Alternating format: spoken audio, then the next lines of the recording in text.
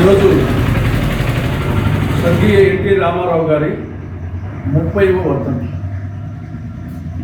ఈ భూమి మీద కొన్ని వేల కోట్ల మంది పుట్టుంటారు, గిడుతుంటారు.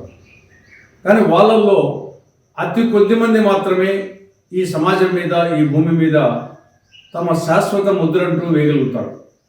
వారే చరితార్థులు, వారే చరిత్రకారులు.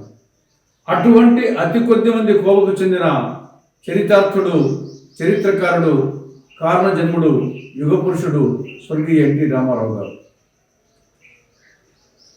పౌరాణిక చిత్రాల పురాణ పురుషునిగా, జానపద చిత్రాల జగదేక వీరునిగా, సాంఘిక చిత్రాల సుందరాంగునిగా తెలుగు చలచిత్ర వినీల ఆకాశంలో ఆయన ఒక ధృవత. రాజకీయ రంగంలో ఆయనది సరికొత్త వరవడి.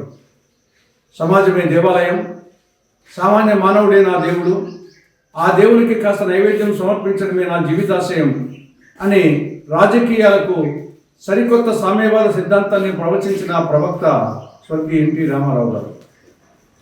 తెలుగు భాష, తెలుగు జాతి, తెలుగువారి ఆత్మగౌరవాన్ని దిగ్దిగంతాలకు, ఖండాంతరాలకు వ్యాపింపజేసినటువంటి తెలుగు యశోవల్లభుడు, తెలుగు భాషోద్ధారకుడు స్వర్గీయ ఎన్టీఆర్. తెలుగు గంగ, గాలేరు నగరి, హంద్రీనేవా ఈ సాగునీటి ప్రాజెక్టులు ఆయన మానస పత్రికలు. కానీ ప్రస్తుతం ఆంధ్రప్రదేశ్లో తెలుగు భాషకు దుర్దశ పట్టింది. గత వైకాపా ప్రభుత్వం పాఠశాల విద్యలో తెలుగు మాధ్యమాన్ని రద్దు చేస్తూ దాని స్థానంలో ఆంగ్ల మాధ్యమాన్ని ప్రవేశపెడుతూ జీవో 85 జారీ చేయడం జరిగింది. దీంతో తెలుగు భాషకు గ్రహణం పట్టింది. నిజంగా ఎన్టీ రామారావు గారి ఆత్మ శాంతించాలంటే ఆ జీవో 85ను ప్రస్తుత ప్రభుత్వం రద్దు చేయాలి.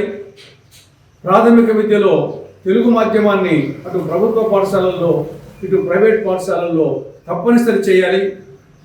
తెలుగు గంగ, గాలేరు నగరి, హంద్రీనేవా ప్రాజెక్టులు నత్తలకు సాగుతున్నాయి.